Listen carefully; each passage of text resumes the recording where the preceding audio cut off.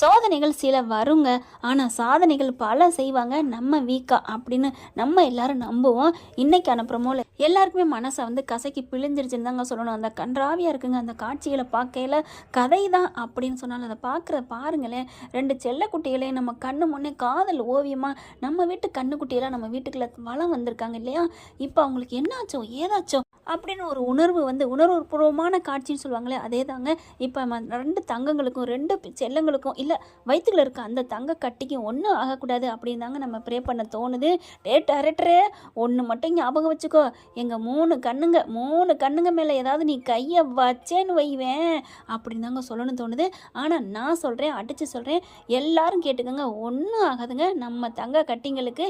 ஏன்னா நம்ம எல்லாரோட கூட்டு பிரார்த்தனை கண்டிப்பாக அவங்க மீண்டு வருவாங்க, சாதிப்பாங்க.